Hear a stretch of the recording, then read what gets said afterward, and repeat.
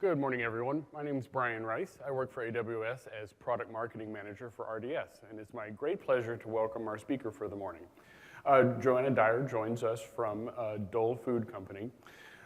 Dole Food Company is one of the world's most iconic brands, and AWS is so proud that they are our customer. Joanna's going to talk to us about their path to adoption of AWS and what they did on us. Thank you so much. We're a little thin on company, but I blame that on the party last night.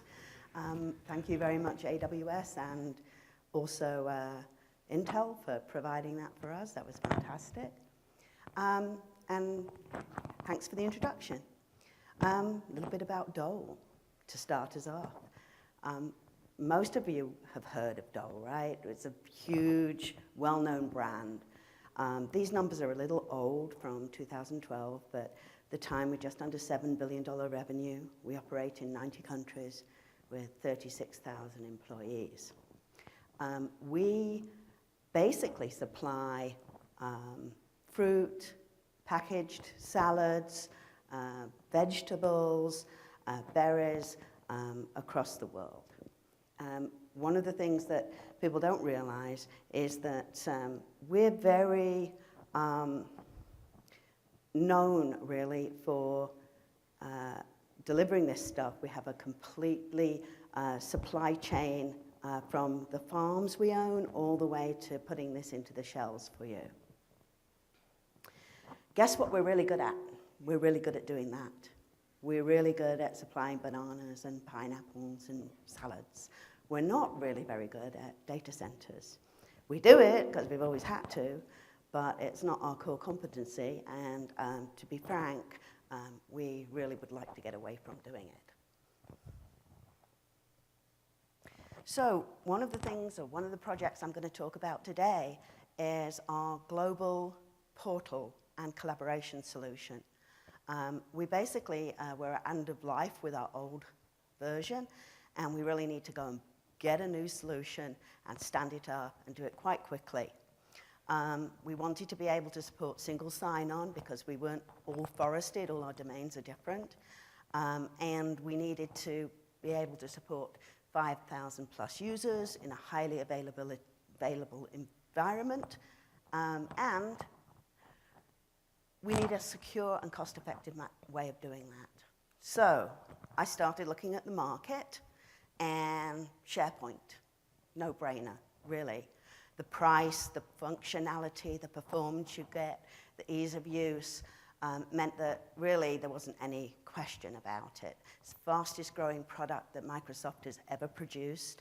Nearly every Fortune 500 company uses it.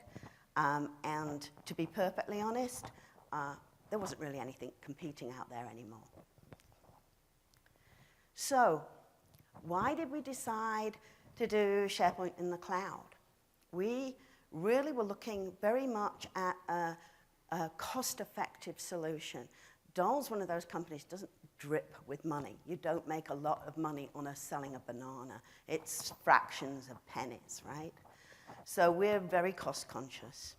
I needed to look for something that could supply a cost-effective solution, but be scalable. If this got to be popular, we needed to be able to pile on more sites, more data, and not have to worry about acquiring more hardware.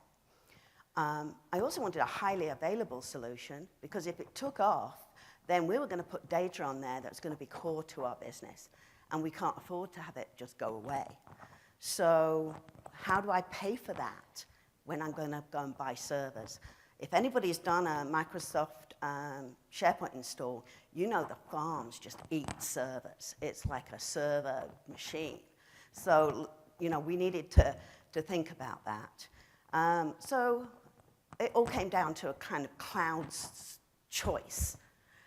Now, most people said, well, why don't you use 365 and just forget that you ever needed your own software? Well, trouble with 365, especially for a larger organization, is it doesn't really easily support some of the things like enterprise search, federated search. So we needed really an on-premise Microsoft solution, but we didn't want to put it on-premise. So why the cloud? Why particularly AWS? Well, you know, we looked at all of the current cloud providers when we did this project back in research time. It was 2010 we were doing the research. And everybody that published prices, we compared. And AWS was just so much cheaper than anybody else. It was astounding. So again, it was a no-brainer of a choice. Plus the fact AWS had done a lot of thought and work with their software partners, their vendors, to make sure that the licensing was easy to use. They had agreements already in place. So yeah, in general, this was just, again, turning out to be like a no-brainer solution. The choice for us, though, was really that we needed it to be very secure. So we actually selected the virtual private data center option via the VPC choice that AWS offers. So what was our biggest challenge? You know this, right? The security guys just hated this idea. You were going to put our data in a public cloud, and you can't do that. It's just wrong. And you've got you're paying with it with a credit card, and it's just terrible. And oh, so you heard all of the objections there were. How did we get them to finally agree? It took a long time. We had to get the SAS 70 reviewed by security. They basically did independent security audits. They complained to the board. They complained to the audit committee. So we had to present to them to convince them at the C-level that this was a safe thing to do. We did 16 cuts at benefits and risks and kept on presenting and arguing with them. We had numerous calls with AWS trying to explain the shared security model and how that actually worked, because it was completely alien to our security people. And I don't know if you guys all know about this, but really, you're responsible for your own security. They'll take care of you up to the hypervisor layer and any of the things like the actual VPC, but everything else is your problem. And once you've understood that and adopted it, then you know, it's a big hurdle to overcome, but it works. We also got our lawyers to talk with their lawyers because they didn't like the enterprise agreement, but we finally got it signed. One of the things we had to do was go and get Ernst & Young to come in and do an independent security audit of our architectural design of how we were going to use AWS. So thank you very much, EY, for giving the thumbs up to this. Really appreciate it. So, right, if you're going to do something like this, go and talk to your security guys really early, because they need to get on board with it. In fact, one of the things you might need to do is compromise a little. We actually ended up encrypting the database for SharePoint. So it's actually, database is totally encrypted, all traffic is encrypted, and obviously we communicate to the VPC via our VPN lines, and all of that is tied down by our security guys. So, how did the project go? We picked a partner called Sinteractive.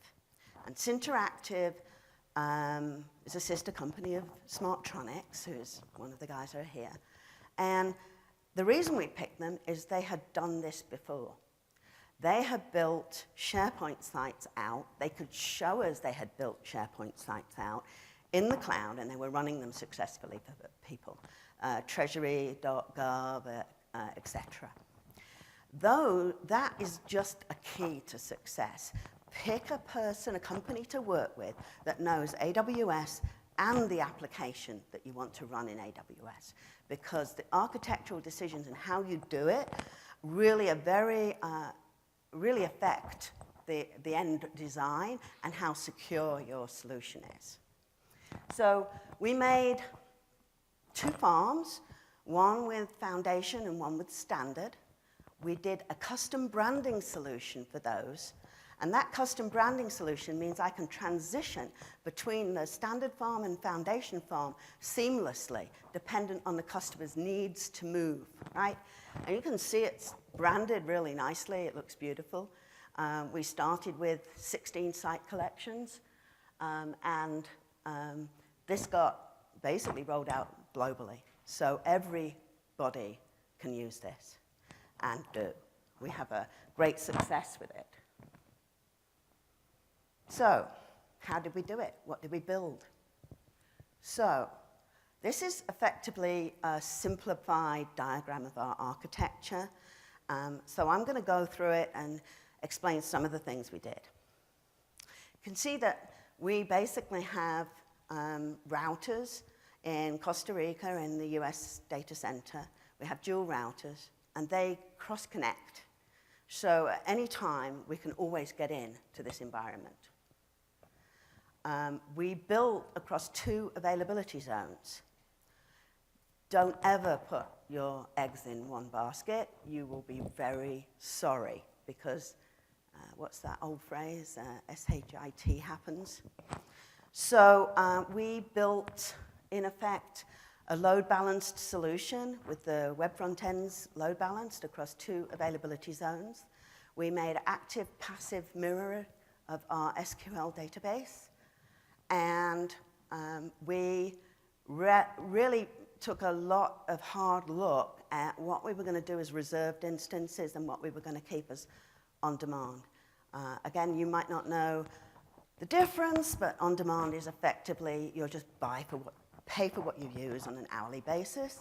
And a reserved instance is you basically pay some upfront, either on a year or 3-year basis, and that secures you a much lower overall cost for the server. So I think that's one of the hardest things we did was when we were architecting this, trying to work out how many reserved instances to buy. And at the time, AWS was very restrictive about changing your mind later. You know, you bought them, they were yours, you couldn't move them or do anything. So take care of that. It's easier to move them now, but it's still a tough set of decisions to make. We run test and dev on demand, so we take that down when we're not using it, so we don't have to pay for it. We run a DMZ out of here, protected by Threat Manager Gateway to be our firewall, and giving access to our internet users. We stood up Active Directory Federated Services so that our people and our partners can actually log into this from the internet. So our internal users go in, single sign-on, they sign into the network, and because this is all just an extension of our IP sectors, it just looks, acts, and feels exactly like our data center. So all in all, I mean, I think it's a really clever design. So we're still working at adoption. We're adding site collections and sites. We embedded Google Analytics because Foundation SharePoint doesn't give you really good reporting. And we use the Google Analytics to track how we're doing, you know, how many users have we got, et cetera. We added in Nintex for workflow. We activated the web applications in SharePoint. So it actually acts a little bit like 365. You don't have to download the documents. You can actually edit them within your browser. Then we added some security software. Control Point, it used to be from Accelera, but I think Metalogic just bought them. And that enables us to do much more control of our permissions management. So we've grown from 115 sites to over 400. And we have a governance model that effectively charges back by usage. How many users have you got? How much data are you consuming? And how many sites do you own? So that variable cost is worked out every month and charged back to the divisions and different accounts that use it. Returning visitors, we're at 10,000, 12,000. We peak at something like 15,000 when we're at month end and all the reports for finance get put onto SharePoint. So I think it's been quite successful and is working really well. But did it really work out as planned? I'm telling you, the math to do that chargeback is hard. And I have to run through loops and loops and loops to get that done every month. It's really tough. The bad part of being popular is we stood up this data center and everybody went, oh, I want a piece of it. Can I put something in there? So we've got a variety of things now running out of AWS. We actually have mobile apps, reporting. We run our corporate BI as a hybrid solution. We actually did a great thing, and we didn't really think about it at the time, but we replicated our DNS into the cloud and ended up with a survivable data center. So even if I lose my data center, I've got Amazon I can use because I can log in via that credential set. It's brilliant. So we're leveraging it for our DR documentation and our DR images and a lot of other things that basically occur to you when you finally built this thing that you can use it for. And I got to charge all that back every month, so it's a bit difficult.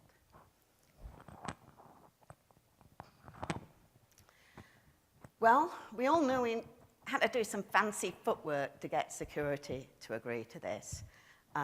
You know, you have to keep security happy, and you should stand on your head to do it. You know, their objections are real in their minds. They come from a different world where their questions are very relevant, but you can overcome all of those objections if you do it properly.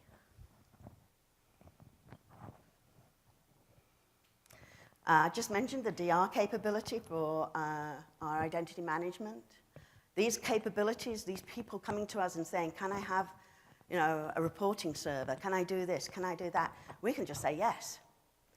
Because one of the great advantages we got was this gave us our security framework, guidelines, cloud policy, our vendor evaluation documentation, all the way that we actually judge every cloud vendor is all come out of this project and is now embedded in our IT department. So that's given us a huge advantage. The answer is yes to anybody who says, can I cloud enable an application? And that's a big win for us. So we win on deploying things quickly, and we've saved a lot of money. So all in all, it's been an amazing experience, and I think I learned an awful lot in doing all of this. So one of our other projects, Dolecom. Dolecom runs out of AWS. Again, slightly different model to this. We didn't put it in our own data center. We actually built it on-demand EC2 instances and tested it and got it working so that it was basically replacing the current one we had a year or so ago. We put in Sitecore, CMS, and we also made a custom version of that to manage our recipes. If you go to our site, we got this kind of probably 100,000 recipes using our products that you can pull down and use. And we migrated from that build to the live environment in a matter of weeks. And we managed to do that because we actually engaged with another partner of ours, Smartronix, the sister company of Sinteractive, who basically have a product that they resell AWS machines and provide a managed services care and feeding of them. So we don't really want to look after Dolecom. We're quite happy to pay somebody else to do it. We've always had that approach. Previously, we'd spend up to $300,000 a year in just keeping Dolecom secure and happy in some data center somewhere. Now, with the new guys, we're down at less than 85,000 because A, the servers are so cheap, and they've got a cloud-assured model which enables them to cost-effectively care and feed and look after our Dolecom environment. So, fully managed, highly available, great cost savings, better performance, and I don't really have to think about it. So for me as an IT director, that's great. The more I don't have to worry about, the better it is for me. So, summarizing, and kind of early finish for this presentation, so you can ask some questions perhaps, is security is a real challenge, and any enterprise needs to take care of that first. So go and sell this to security before you really make your plans. Make sure that you understand the on-demand versus reserved instance approach. Accept that you're going to have huge advantages on agility, and you'll be able to do things much faster than you ever did before. And then pick people to work with that know both things. I don't care if you're putting SAP in the cloud, I don't care what you're doing, but if you don't know what you're doing when you design a solution in AWS, you're going to make really big mistakes. And that's where people find that they have outages and problems, is because they don't think about it and design it for failure.